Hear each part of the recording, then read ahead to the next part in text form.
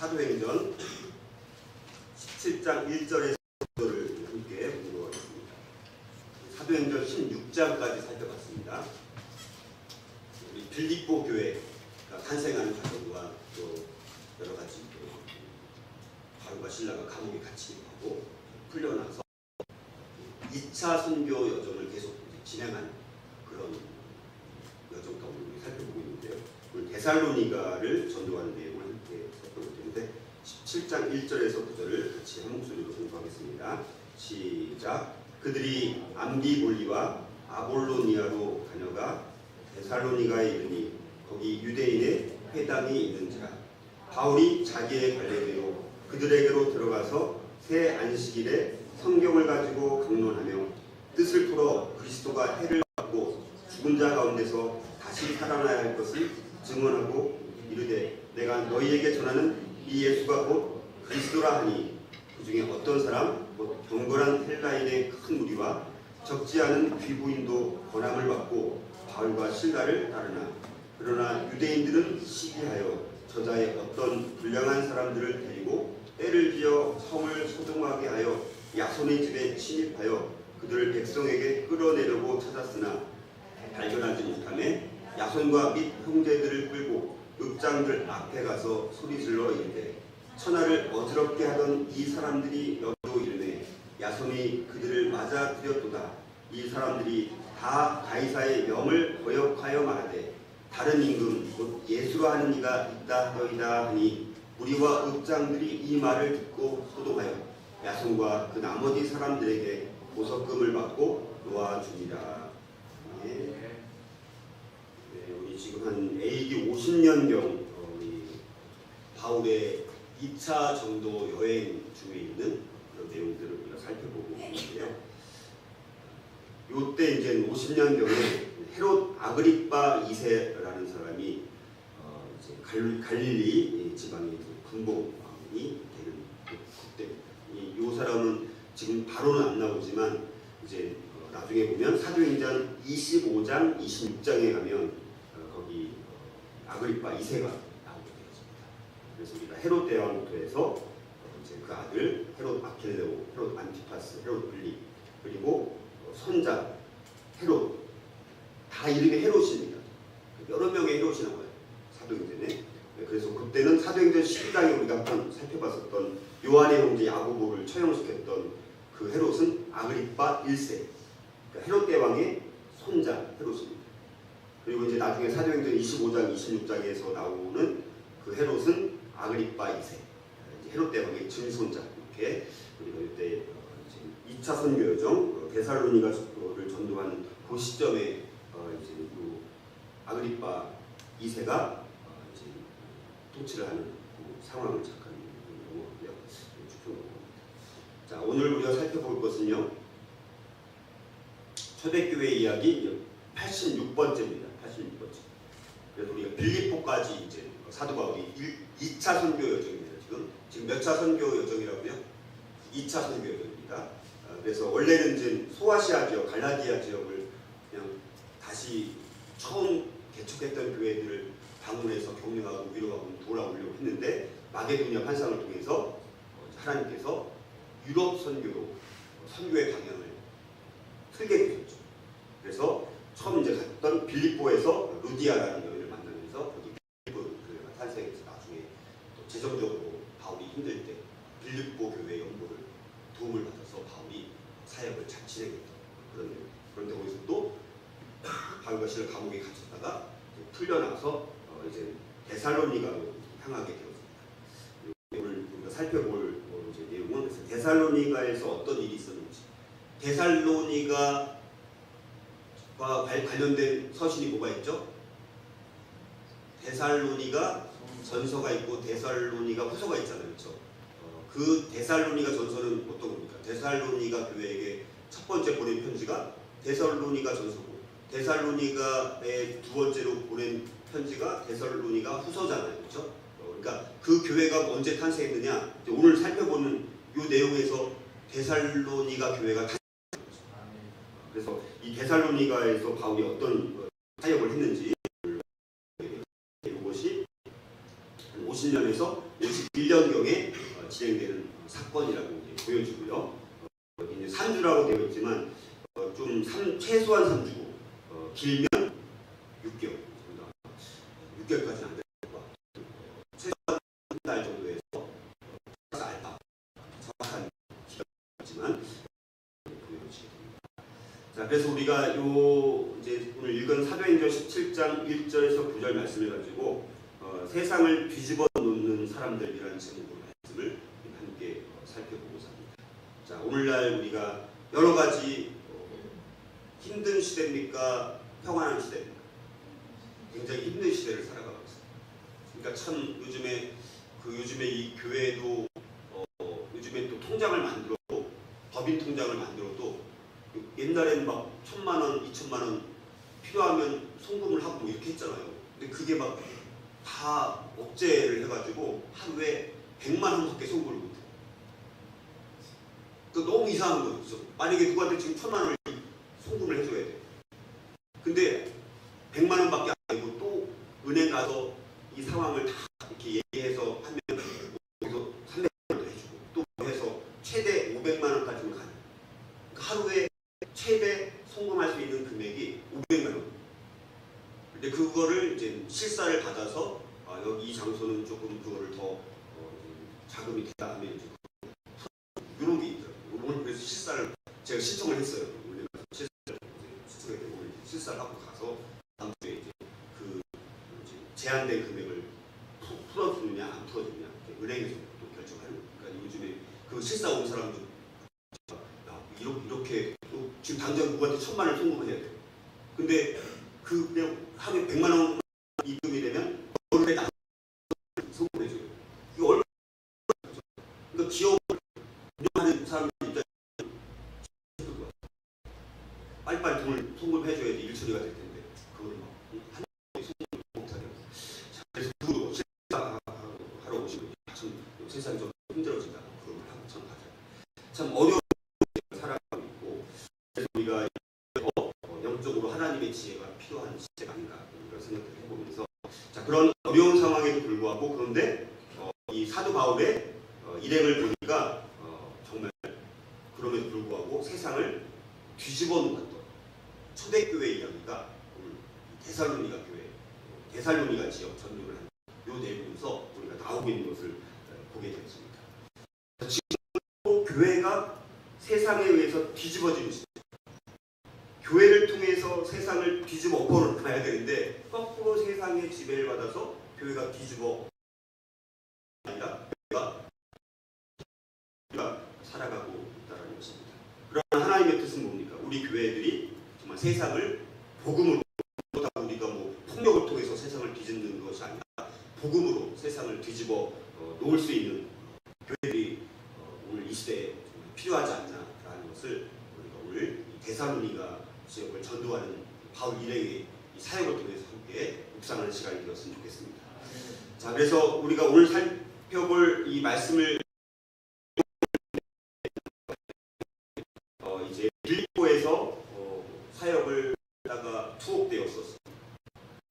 물론 그걸 통해서 명예롭게 사도 바울과 그 일행, 지금 사도 바울의 일행은 누가 있죠? 사도 바울과 실라, 디모데, 누가 좀 요 4명이 지금 2차 선교 여정을 하고 있습니다. 근데 조금 이따 나중에 다음 주에 살펴볼 것은 잠깐 또 이렇게 붙어지고 하고 그렇게 하기도 합니다. 자, 그래서 이제 빌립보를 떠나게 되어지고 이제 그 암비볼리를 거쳐서 이제 아볼로니아를 거쳐서 데살로니가라는 곳에 항구 도시입니다. 항구 도시 데살로니가에 도착을 하게 되었습니다. 여기서 일정 기간 동안 체류하면서 바울 일행이 복음을 아마 전했을 것으로 보게 되어지고 바울 일행은 처음에는 유대인 회당을 중심으로 집중 사역을 하고 나서 그 다음에 야손 사람의 집에서 아마도 일종의 우리 소그룹 모임 같은 그런 모임을 통해서 복음을 전해서 야손이 새로운 그리스도인이 되어지고 또 사도 바울 일행을 여러 도와주는 역할을 했을 것으로 보였습니다. 자, 그런데 굉장히 어려운 상황임에도 불구하고 이 데살로니가 교회, 데살로니가 지역에서 이 전도의 결과가 굉장히 괄목할 만한 아주 풍성한 열매를 맺었던 것을 볼 수가 있고, 그래서 데살로니가 교회가 얼마나 정말 소문이 나는 교회인지를 알 수가 있습니다. 그래서 데살로니가 지역의 사도 바울 일행이 이제 복음을 전하면서 그 사람들이 많은 사람들이 우상을 버리고 그리고 살아계신 하나님께로 돌아오는 구원의 역사가 강력하게 일어나게 되죠. 그리고 데살로니가 교회 그리스도인들의 믿음은 마게도니아 인근 지역 교회의 본이 될 만한 교회까지로 성장하게 되어지고, 그 믿음에 대한 소문이 여러 곳으로 퍼질 만큼, 야, 데살로니가 교회 성도들은 믿음이 굉장히 뛰어나 아주 훌륭한 믿음을 갖고 있어, 이것이 마게도니아 지역 전체까지 소문이 날 만큼 아주 귀한 본보기가 되는, 본이 되는 교회로 성장하게 되었습니다. 자, 그래서 데살로니가전서 1장 8절에 보니까 이렇게 말씀합니다. 주의 말씀이 너희에게로부터 마게도냐와 아가야에만 들릴 뿐 아니라 하나님을 향하는 너희 믿음의 소문이 각처에 퍼졌으므로 우리는 아무 말도 할 것이 없노라. 이렇게 사도 바울이 칭찬할 만큼 데살로니가 교회는 큰 성장을 하게 되어지고 아주 큰 부흥을 경험하게 되었습니다. 자, 이렇게 바울의 전도 이 사역 중에서 가장 큰 전도의 열매를 맺었던 곳이 바로 데살로니가입니다. 여기서 전도의 풍성한 열매를 맺었다는 것입니다. 그리고 이 데살로니가는 항구 도시이면서 마게도니아 이 지방의 수도였습니다. 그래서 지금도 그리스에서 아테네가 제일 큰 도시입니다. 두 번째로 큰 도시가 데살로니가입니다. 그만큼 굉장히 아주 교통의 요충지이기도 하고 중요한 다른 지역과 다른 지역을 연결시켜주는 역할을 하기도 하고, 키케로라는 사람은 로마 제국 영토의 심장부가 데살로니가다라고 말할 만큼 데살로니가는 아주 정치와 경제의 중심이었던 도시였다라고 볼 수가 있습니다. 자, 그래서 교통이 굉장히 또 발달하기도 하고, 그렇기 때문에 교통이 발달한 교통의 요충지니까 사도 바울은 선교를 그냥 막 한 것이 아니라 전략적인 요충지로 선교를 했습니다.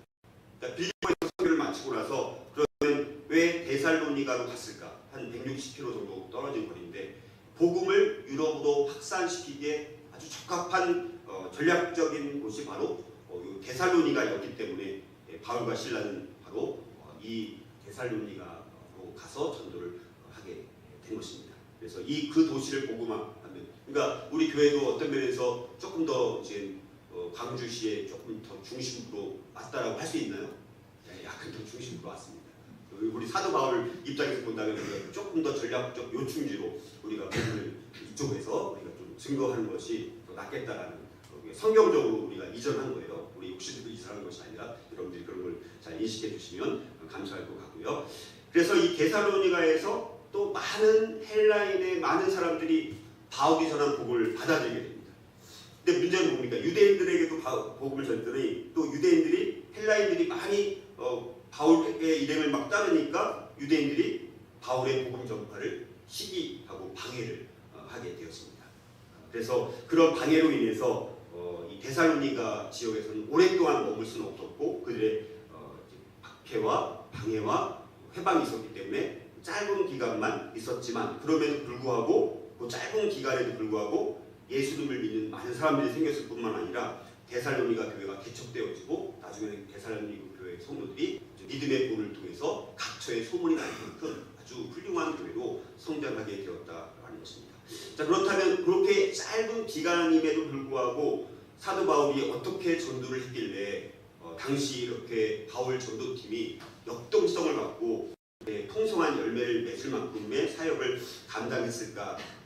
우리가 이 내용을 사도행전 17장 6절 말씀을 통해서 우리가 어느 정도 추측을 해볼 수 있다는 거죠. 데살로니가 전서 이제 그 17장 6절에 보면 거기 뭐라고 나오냐면 바울이 이제 전도했을 때 그 그리스도인들 일행을 어떻게 묘사하느냐, 천하를 어지럽게 하던 이 사람들이 여기도 이름에, 이렇게 이제 말을 하고 있다는 것이죠. 그러니까 바울 일행을 향해서 뭐라고 불렀습니까? 세상을 뒤집어 놓은 사람, 천하를 어지럽게 하던 이 사람들, 다른 말로 말하면 세상을 뒤집어 놓은 사람들이다, 이렇게 별칭을 만들어서 이야기를 하고 있다라는 사실입니다.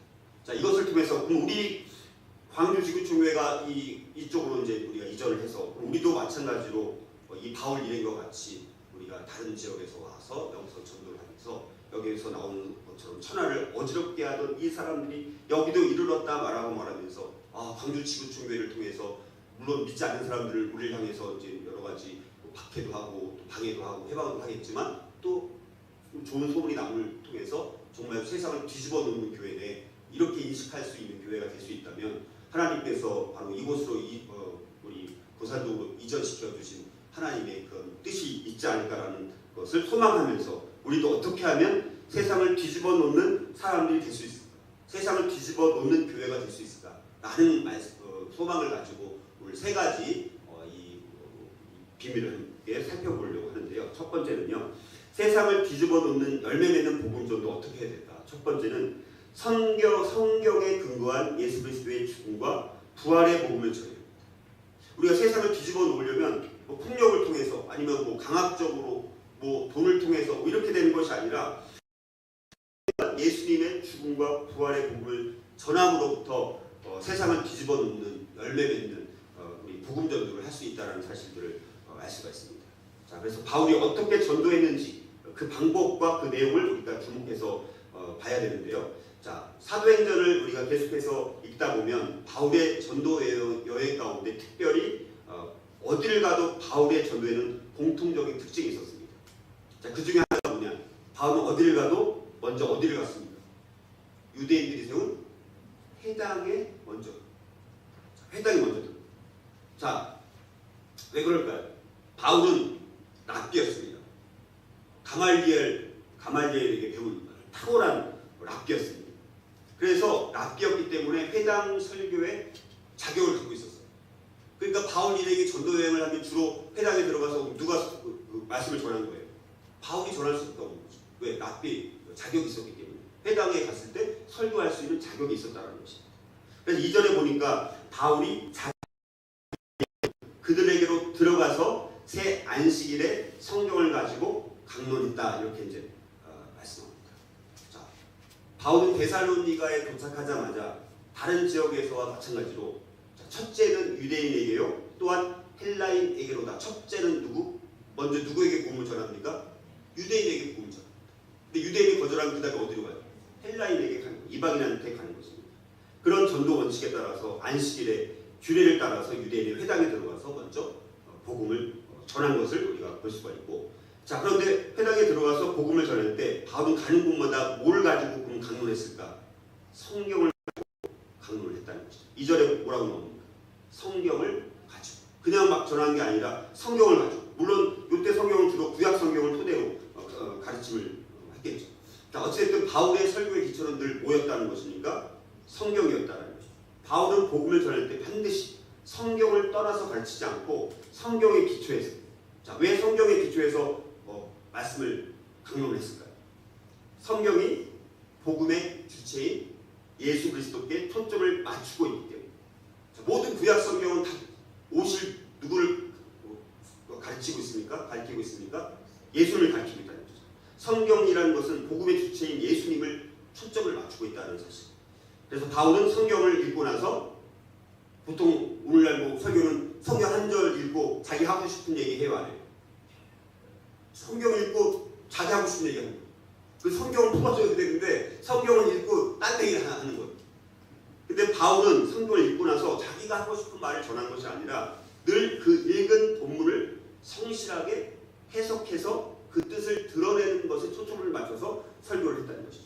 우리도 마찬가지죠. 목회자 입장에서는 마땅히 성경을 근거로 성경을 본문을 성실하게 해석해서 그 뜻을 잘 전달하는 것이 역할이고, 우리 모든 성도들 마찬가지로 간증을 할 때 항상 뭡니까? 말씀의 근거는 뭡니까? 내 자신의 지식이나 변론이 아니라 항상 살아있는 하나님의 말씀만을 증거하고 있는지를 우리가 한번 돌아봐야 된다는 것이죠. 자, 그래서 바울은 그리고 단순히 그냥 또 성경 해석에 그친 것이 아니라 그 말씀을 통해서 예수님이 어떻게 우리 인생의 문제에 대한 해답이 되는가를 또 제시를 해주고 있다는 것이죠. 바울은 그리스도가 메시아가 해를 받고 죽은 자 가운데서 살아나야 할 것, 다시 말해서 예수 그리스도의 죽음과 부활을 증거했다는 것입니다. 사도행전 17장 3절은 이렇게 말씀합니다. 같이 한번 읽어볼까요? 3절 시작. 뜻을 풀어 그리스도가 해를 받고 죽은 자 가운데서 다시 살아나야 할 것을 증언하고 이르되 내가 너희에게 전하는 이 예수가 곧 그 그리스도라 하니 이렇게 말하고 있습니다. 구약 성경에 바울은 구약 성경에서 예언된 그 그리스도의 고난 당하심과 부활을 해석해서 선포를 하고 있다라는 사실입니다. 그리고 그 예언이 예수님을 통해서 성취되었다라는 것을 증거하고 있다는 것이죠. 자, 그래서 바울은 이렇게 먼저 구약의 말씀에 대한 언급을 하면서 그 다음으로 메시아가 그 말씀들을 어떻게 성취하셨는지를 설명해 나갔다는 것이죠.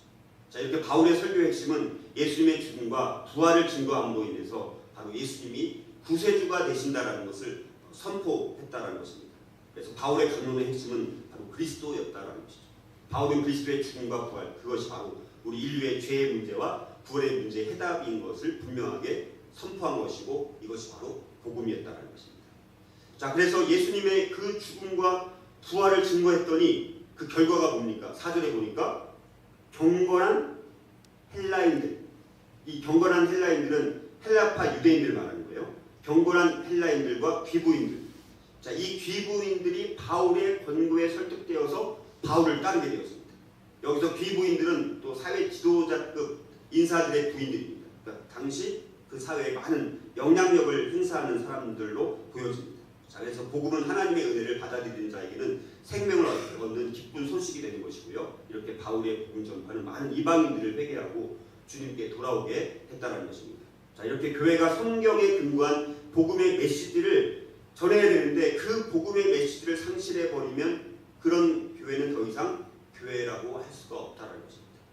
데살로니가 지역의 사역이 큰 열매가 바로 이런 복음적인 설교로 인해서 이런 엄청난 결과가 나왔다라는 사실입니다. 시대가 변할지라도 약간의 예배 스타일 이런 건 변할지라도 그러나 역사가 흘러도 이 말씀의 본질 자체는 결코 변함이 없어야 되는 것입니다. 교회가 이 세상을 변화시키기 위해서는 세월이 흘러도 변함없는 복음의 메시지를 전해야 되는 것이고 성경적인 말씀 강론에 생수가 넘쳐날 수 있도록 되는 교회가 지금도 오늘날 이 시대에는 우리 교회가 그런 역할을 감당해야 되는 것이고 바로 성경의 핵심이 예수님의 죽음과 부활 이거를 우리가 전할 때 그 복음의 메시지를 붙들고 또 많은 사람들이 주님께로 돌아오는 구원의 역사가 일어나게 되는 것입니다. 자, 두 번째로 또 세상을 뒤집어 놓는 열매 맺는 복음전도 어떻게 또 해야 되느냐. 두 번째는요. 핍박과 환난에도 불구하고 지혜롭고 현명하게 복음을 전합니다. 자, 핍박과 환난이 있습니다. 자, 그럴 때 우리가 정말 지혜가 필요합니다.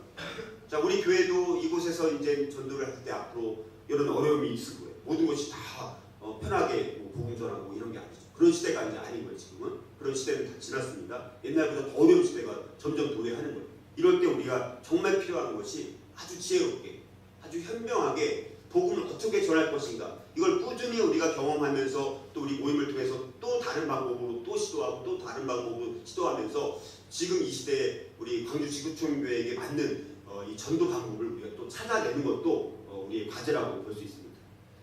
자, 그래서 바울의 전도 사역은 이 전도와 박해, 전도가 일어나면 또 박해가 일어납니다. 이런 게 반복이 됩니다.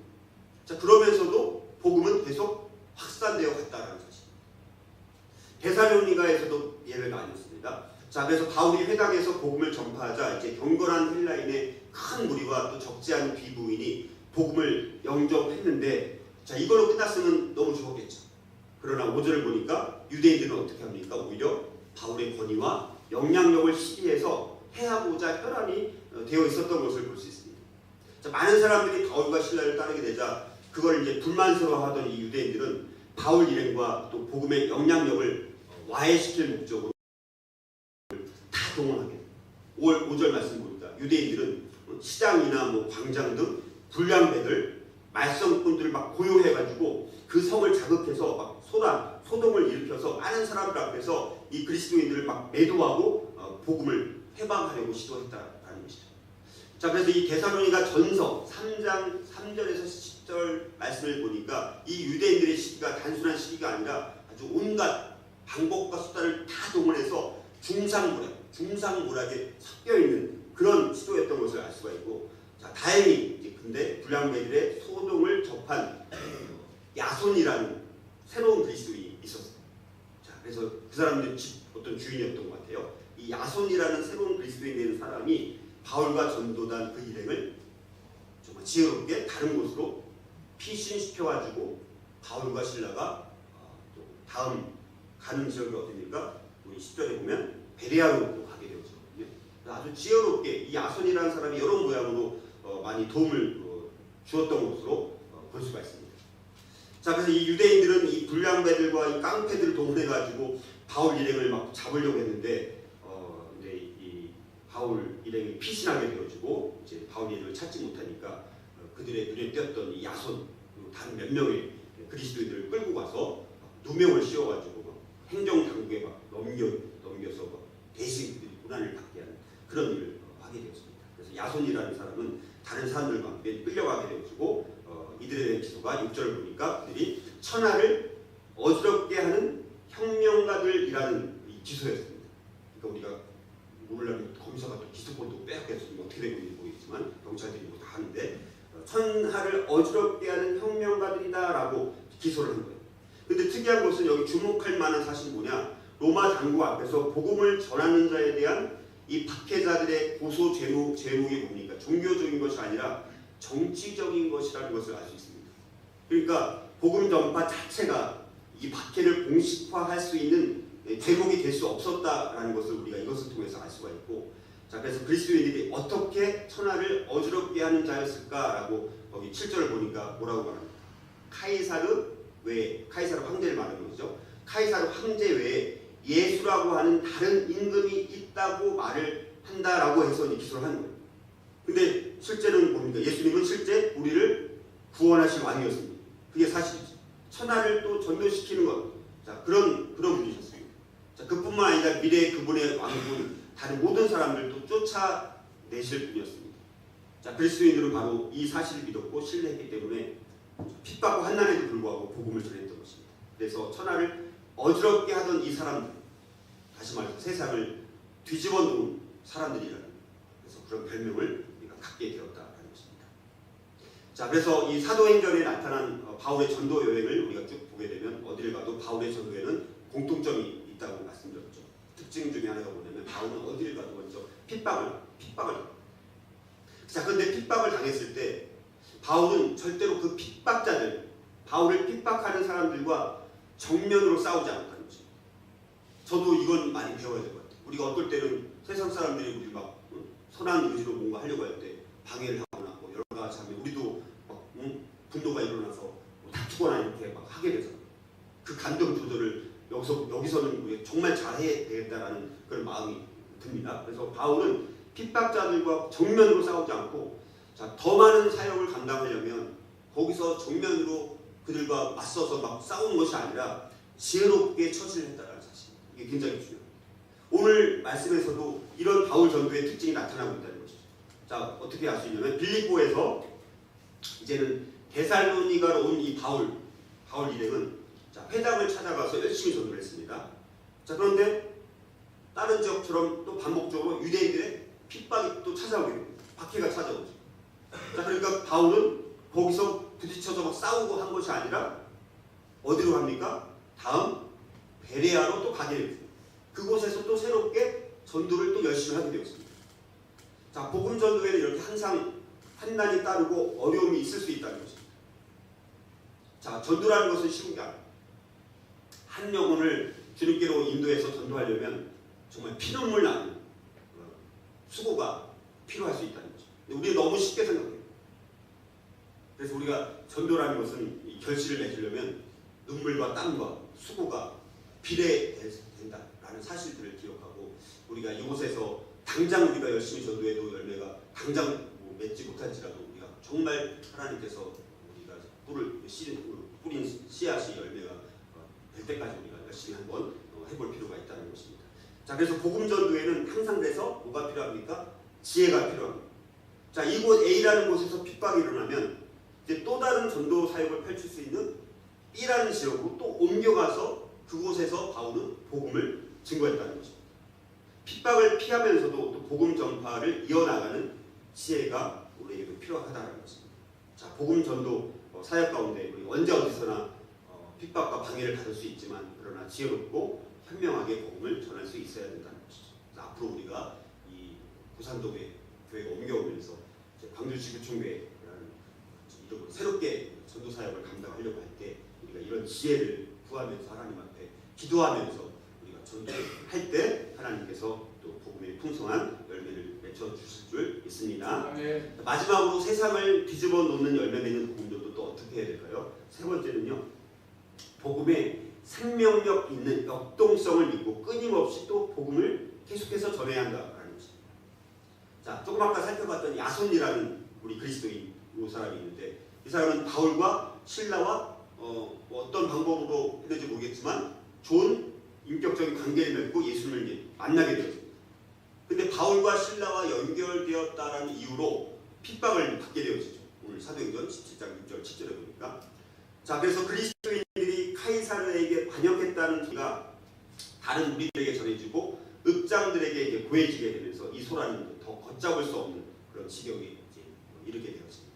이런 억울한 누명에 대해서 야손과 그 일행은 빠져나올 방법이 없었고, 자, 그들을 위해서 증언해줘야 되는 바울과 신라도 거기서 피신했기 때문에 이 읍장들의 처벌만을 기다릴 수밖에 없는 아주 억울한, 아주 힘든 상황이 되어지게 됩니다. 그리고 읍장들은 그런 고소에 대해서 사람들의 반응이 요구가 있기 때문에 그거를 그냥 성의 없이 그냥 뭐 이렇게 반응을 보이면 거꾸로 그 바울 일행, 야손 일행과 더불어서 이제 반역 공모죄를 또 당할 수도 있었기 때문에 엄중한 처벌을 내리고 싶지 않아도 자기들이 그 처벌 받지 않아야 되니까 이 야손과 그 몇몇 그리스도인들을 아주 엄중한 처벌을 낼 수밖에 없는, 자, 그런 상황이 된 겁니다. 자, 7절에 보니까 카이사르의 명이란 말이 나오는데, 이거는 율리우스 카이사르의 황제 법령이라는 것이 이때 만들어진 적이 있었습니다. 그래서 거기에는 황제에 대한 반역과 또 로마 제국의 질서를 어지럽히는 것에 대한 처벌이 명시되어 있었고요. 로마 제국 모든 곳에 다 적용되는 원칙이었습니다. 자, 그래서 그 당시에 카이사르 외에 다른 왕이 있다고 하는 것은 반역죄였습니다. 자, 유대인들은 그래서 모의 끝에 야손과 그 형제들에게 가장 큰 죄, 바로 반역죄를 뒤집어 쓰려고 했다라는 것이죠. 자, 그들은 바울의 설교 중에 하나님의 나라라고 이런 말하는 것들을 빌미로 삼아서 로마에 반역해서 새로운 나라, 새로운 임금을 세우려고 한다, 이렇게 아마 모함했을 것으로 우리가 추측해 볼 수 있습니다. 자, 그러나 바울과 신라를 숨겨줬던 야손과 그 형제들은 읍장들 앞에 끌려가서 큰 곤욕을 치른 끝에 이제 바울과 접촉하지 않겠다라는 약속을 하고 결국에는 풀려나게 되었습니다. 자, 그래서 여러 가지 이제 부속금도 지불하고 이제 석방되는 그런 은혜가 있게 되었습니다. 자, 그래서 우리가 야손이라는 사람이 바울과 신라를 대접한 또 주인이자 후원자였다라는 사실 외에는 우리가 야손이라는 사람이 정말 정확히 어떤 사람인지 다 알 수는 없습니다. 그렇지만 야손이라는 사람은 이 복음 전파를 돕기 위해서 자기 역할을 아주 충실히 감당했던, 여러분들 이 세상에 그리스도인들이 유명한 그리스도인들 많습니다. 유명한 그리스도인들을 또 옆에서 섬기면서 도와줬던 무명의 영웅들이 많이 있을까요, 없을까요? 많이 있습니다. 무명의 영웅들이 있었기 때문에 빛나는 이름이 있는 그리스도인들이 있게 된 것입니다. 바로 야손의 그런 섬김과 그런 지혜 때문에 바울과 신라는 더 효과적으로 사역을 할 수가 있었다는 것이죠. 자, 우리가 그리스도를 섬길 때, 교회를 섬길 때 아주 엄청난 주목을 받지 못할 수도 있습니다. 오히려 열심히 섬겼는데 또 어려움을 당할 수도 있습니다. 자, 그러나 비록 무명의 영웅들 가운데 내가 한 사람일지라도 하나님은 그런 사람들을 여러분이 사용하고 싶어 하신다는 것이죠. 그래서 우리가 만약에 복음의 생명력이 있는 그 역동성을 믿고 끊임없이 우리가 복음을 전할 수 있는 용기와 충성을 끝까지 보여줄 수 있다면 우리의 삶은 세상을 뒤집어 놓을 수 있는 열매 맺는 복음 전도 사역을 감당할 수 있게 된다는 것입니다. 자, 오늘 결론을 맺고자 합니다. 자, 이런 박해 중에서도 그럼에도 불구하고 참 어려움이 많이 있었던 그런 데살로니가였지만 그러나 그 데살로니가에 전파되었던 이 복음의 씨앗이 너무너무 크게 성장해서 열매를 맺게 되어지고 이제 유럽 전역에 복음이 확산되는 기초가 되었던 도시가 어디냐? 데살로니가였다라는 사실들을 한번 돌아보게 되면서 자, 여기서 우리가 복음의 생명력 있는 역동성을 다시 한번 확인할 수가 있다는 것입니다. 자, 그러면 우리는 해야 될 것은 뭡니까? 복음의 생명력 있는 역동성을 믿고 복음 전파하는 일을 끊임없이 우리가 시도해야 된다는 것입니다. 아멘. 자, 바울이 고난을 피해서 여기저기로 다닌 것은 고난이 싫고 두려워서가 아니라 복음을 전하기 위해서는 지혜가 필요하기 때문에 또 이곳에서 피해서 또 다른 곳에서 끊임없이 복음을 전해야 되기 때문에 때에 따라서는 그냥 도망가는 것 같지만 도망가는 것이 아니라 그것이 때로는 지혜로운 처신이었던 것을 우리가 알 수가 있습니다. 그래서 엄청난 복음의 열매를 맺었던 것을 우리가 보게 되었습니다. 그런데 우리는 조금만 힘들어도 복음 전도하는 것을 때로는 포기하려고 하는 그런 연약함이 있는 것을 다시 한번 돌아보면서 우리가 복음에서 지혜가 필요하고 또 우리가 고산동에서 고산동으로 교회가 이전하면서 여기서 우리가 이런 바울 전도단의 그 전도 방법들을 다시 한번 돌아보면서 우리가 정말 지혜롭게 현명하게 끊임없이 복음을 증거하기 위해서 이곳에서는 당장 내가 내일 전도 열매를 맺지 못할지라도 반드시 하나님의 때 하나님의 방법을 통해서 하나님의 사람을 통해서 전도 열매를 맺게 하신다는 믿음을 가지고 우리가 담대하게 복음을 증거하는 우리가 세상을 뒤집어 놓는 우리 광주 지구촌교회가 될 수 있기를 주님의 이름으로 축복합니다.